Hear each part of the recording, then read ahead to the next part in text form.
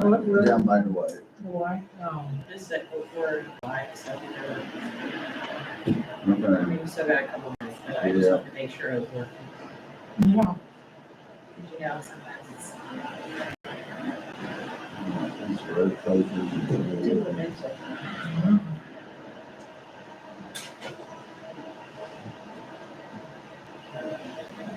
When we get started, I'll call the meeting to order, and I'd like you to stand. So I know it's hard to hear out there with the noise, but we'll recite the Pledge of Allegiance and then start public comment. Yes, sir.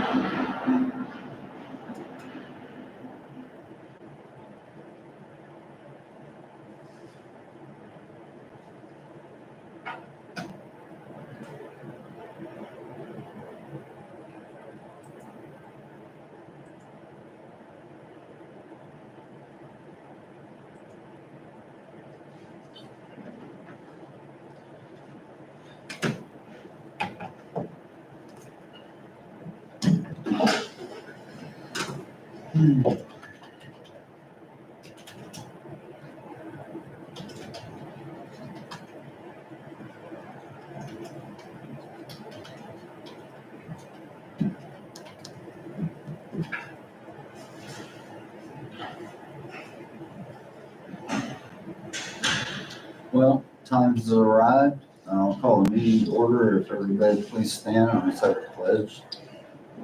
I pledge allegiance to the flag of the United States of America and to the republic for which it stands, one nation, under God, indivisible, with liberty and justice for all. Thank you. So, time for public comment. If you would introduce yourself and give your address. My name's Anthony Berkowitz. I live at 6210 Highway K18. Let me one second pull up my notes here. First off, I want to say I appreciate you guys starting to do these at night. I've been meaning to get to one of these for a while to address this issue. As I talk about shooting in residential areas, and I understand that Geary County doesn't really, outside in the incorporated area, doesn't have residential areas, but we live in like a bunch of houses, and it's not considered residential. But my neighbors continually do target practice out there, or shooting, whatever you want to call it. Yes, sir. No, I thought you put your finger up. No, well, it was, but, would you consider this a noise? I think it's a breach of peace, noise pollution, and I think it's just a generally unsafe practice. I've contacted the sheriff's office about it twice, and each time the sheriff's office told me they won't do anything about it because of where the house is, and also because he has a backstop, which doesn't make any sense to me because his backstop's just an old fallen tree. And I mean, Is it going towards the house? no, it's going towards like an ag field. I've watched those guys out there practicing, and their general gun safety isn't the greatest. And it's not. You can have all well intentions with a gun of shooting in the proper direction, but one thing goes wrong, and then it will go towards my house. So, we are working on the noise issue through our GIS and zoning and our county council. Yes, sir. The problem is we don't have authority like the city would have. Mhm. So we're trying to find a remedy. You're not the first to complain. We've had everything from what you're talking about to, dirt bikes, what else was there? We Just can't, like junk in the yard and that kind Yeah. of stuff. we can't really tackle light and noise, and that's probably why the sheriff, said. Because it is legal to do that. I understand, and that's what I'm asking for. That's why the sheriffs couldn't do anything for you. It was, they were not doing anything for you. And that's why I'm asking for some type of like law. I don't know what you guys would call it. like a It law would be resolution. resolution. Mhm. To say Cities like, have ordinances, we have resolutions. but some type of resolution to say like, you can't fire a firearm within 500 feet of another house, or there's a couple other ones, places in Kansas that already have, laws or resolutions or policies like that. And even if we just mirrored one of those, I feel like it would be sufficient. I think Overland Park is one that has it. In the city or outside the city? I believe it's outside the city. How many houses are in the area? I'd say around 20. Okay. It's that Milford Lake Road and then the couple houses that are on K18. Oh, okay, Oh, okay. okay, I know where you're talking. yeah, Your address didn't. yeah, I know, at first I wasn't sure where you were at, but. We're the greenhouse. I don't know what to tell you other than our counselor's not here tonight, and our GIS zoning is not here tonight. It's something we can ask about.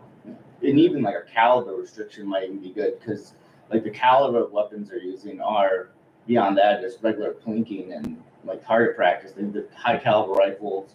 I mean, there's been a couple times like it sounded louder than artillery that Fort Riley shoots off. Wow. I think it's that tannerite powder. It's like a powder you shoot and it explodes. Yeah, that is loud. Well, we'll pass that on. That's just one more on the list. Yeah, we are working on some, to where people who do live in residential areas, have some kind of relief for some things. I mean, we're gonna have to check into the laws and see, because they do restrict us, whereas the city has a lot more, bite to be able to restrict than we do. Okay. All right? Yes, thank you so Well, much. and it's different than, like, I live in the country, and I got numerous acres, so I can go set my rifle in, for shooting. But it doesn't affect anything. Yeah. Because it's not that popular. We're basically in like this weird little residential area that's not a residential area. And it creates a lot of problems for us. No, I appreciate you bringing that to our attention. And like I said, that's just one more that we can talk to more people about. Yes, sir. I mean, we can't do nothing tonight. I understand that. I wasn't expecting that. Yeah, we'll talk to our county counselor and see what she says, and we can have a discussion about it. Okay, thank you so much. Thank you. Well, thank you for coming. Yeah, thanks for coming. You want to do, review and updates? Sure. Well, I attended the Gary County Mental Health Board meeting. I left about 40 minutes in, but I appreciate that they are working hard to, get all the resources together and to where they have a list of all of our mental health resources in Gary County to be able to, give out to employees and also residents of our community. I did have our Adibus meeting, and they went over a few things. I have another financial meeting with them, and so we're gonna be discussing the budget. And I will be talking to them again about, where we are as far as what we're planning on contributing. I know they're, a little upset about, but, we're just gonna have to do, what we need to do to take care of our employees as well as the taxpayers, so. I attended business during hours at, what's that called, Messenger, used to be the old screen machine, and that was well attended. I attended the Corrections Advisory Board. We went over all the end of year reports I won't bore you with any of them, except for I am very proud of it, because she'll be in here to give everything that I heard. She'll be in here to give all that to us, but I was very proud because they were, they talked about success rates and, they're required to have, 75% success rate and they have 82% and they've been doing a great job. So I'm really, really proud of that. And then I went to Highlands for our Flint Hills Regional Council meeting. The EPA presented us with a $1 million check for the revolving loan, and I'm very excited about that. I think that, that fills the gap of where we go once those assessments, those brownfield assessments are completed. And, we already have one and they're in the middle of doing another, but, they can tell us everything we need to do, but then what's the next step and how do we fund that? And so having those funds available for people to clean up those brownfield areas at low cost loans for them is I think really good. And it's available to the region, but I really hope that people take advantage of it here in our community. I did talk to them about I want to at our sales, our tax sale, maybe having a booth set up, and I'd work it, but or a table with information about the loan and also our NRP program, just so when people are buying stuff and able to, so they're not just buying it and letting it sit there, like, hey, let's build on it, let's revitalize those areas. So was 1 million, just to clarify, the 1 million, that was for the region, not just us? It's for the whole region, and anybody in the region can apply for the loan. Right. Yes. And it's something they have to pay back. Mhm. But it's through us. Like, we approve it and then we actually set the interest rate for them. So No, I think it's great. I mean, it is. I was very $1 excited. Yes, and this is the third time with the EPA in the last, since I've been on the board, that we've gotten monies. I mean, we've gotten 500,000 or 300,000, 500,000, and now this $1 million loan. I think that, I think Janet does a great job with the writing those grants. So, yeah. I went to, or I helped with the Fort Riley Spouse event on Saturday, and I think it was a success for the very first one that they had. It was, they had a bunch of resources there for all the newer families that were coming in, and it was all about Junction City, everything that was in, and Adam from CBD was there, and I was walking around giving people our book. Visitor's guide, yeah, and just talking to people that just got here, because I mean, some of them literally just walked, they've just got What did you here. say it was called for? It was the Fort Riley Spouses welcome, Okay. but it was on Fort Riley, and but they had, like, Hansa was there, USA, the school district, CBB, St. Xavier's was there. There was a lot of booths there, and a lot of people engaged with talking with everyone. And I'd say, including kids, there was probably around 80 people, which I was pretty successful. well, and that leads to when we have the deployment in 26. That's exactly right. Jordan McCann and Tyler Mason from Senator Marshall's office actually spearheaded this. I helped a little bit, and then I helped with the event, but that was the main goal, was to reach them, show them what we have here for them, and let them know that We're here. we're here to help you. So Hey, back to the Brownsfield, not to cut you off. So is Stantec, they still the ones kind of doing this? yeah. In fact, they were at the meeting. Well, I thought I recognized some. Yeah, they were at the meeting with the EPA, just because Jana had them here to do some stuff for our brownfield study, so, yeah, pretty exciting. Okay, that's all I have. That's quite a bit. Yeah. So last Tuesday was my day to, attend the Stormont Vale Community Luncheon. Oh, yeah. And very well, Tammy was there as well as myself, but, very well done.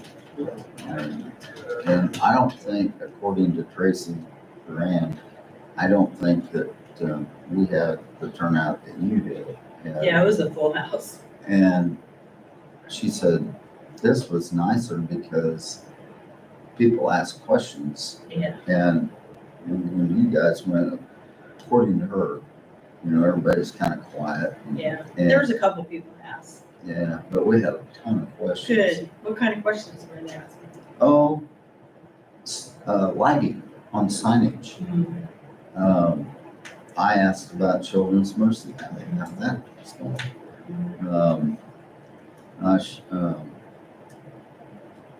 You would ask me, I didn't make notes. Well, nothing like earth shattering. No. But Amy did a good job with the foundation. Jeff did a good job on the deferred maintenance. And then Tracy, I mean, the numbers are really great. And then I stuck around and talked to all of them afterwards, but it was great. I enjoyed it. Let's see, Thursday, we had a PBC meeting. We'll have a joint meeting on Next Monday. 28th with the PBC, and that's when justice planners will be here to share what they have for the detention center and the jail. Nothing earth shattering out of that meeting. I mean, we're still collecting money on past due payments from patients. I think this month was $43,000, or last month. Good. So Ken's keeping on top of that. Let's see. Oh, we had our budget then on that afternoon, and then that night went to the 4-H style show. That was packed, and it was really good. Didn't go to the rodeo Friday night because of the rain, but I did go Saturday night, and nice crowd, really nice crowd, and it wasn't that hot, so nobody got hurt. Well, that's good. And I told my wife, I said, it was all about the kids. I mean, my gosh, the kids just get out there and just going. So hats off to them. So plan to go more to the fair this week and see where that goes. With that said, Crystal, As ready for me, man? I am ready. Yep. Crystal Malchus, HR Director. Just a few things for you guys today, and then I did give Teresa a heads up, I am gonna need a 5-minute executive session, so. Hope 5 minutes should be good, so. Few things from last week. Thank you for supporting my participation with KAC and allowing me to attend the NACO conference in Philadelphia. It was a wonderful learning experience, and I didn't realize it was the 90th anniversary for NACO. So that was a good learning experience.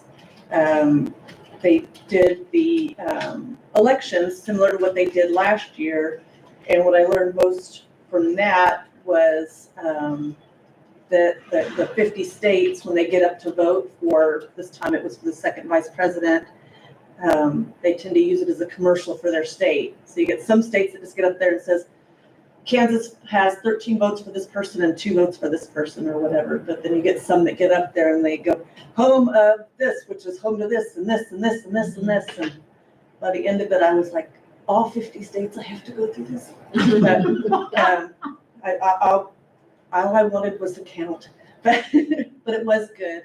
The keynote speaker was amazing. The closing keynote was amazing. He was a former Eagles football player, John Dorenbos, who also went into magic after his career was over with.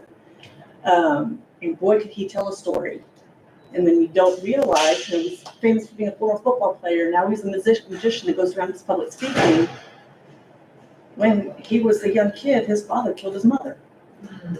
And that's what he talks about in his speech, about how this whole thing's gone through his life, and it was very moving, very emotional. Anyway, and then we have a new president for NACO, J.D. Clark, who's the judge of the Wise County, Texas Commissioner's Court.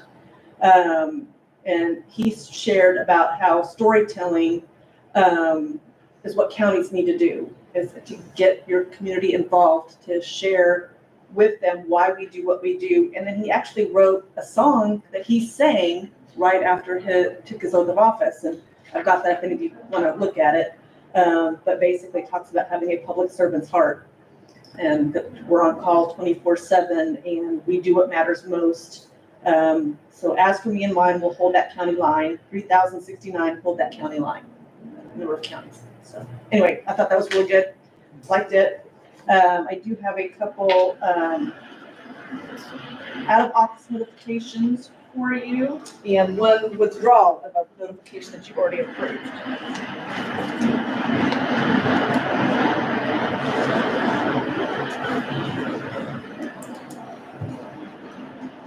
While you're signing that, I will let you know.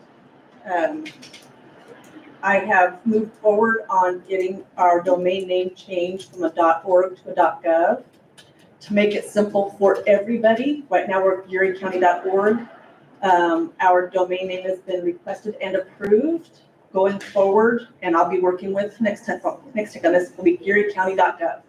So the only thing that will change will be our organization .org to .gov.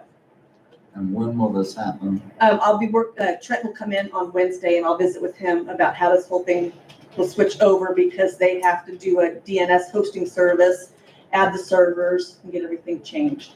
And the plan is to have everything that's going to .org redirect to .gov, and then we can put in our emails, please see my new email, please see our new website, and have the correct domain down there so people can switch. The reason I asked on our business cards, Mhm.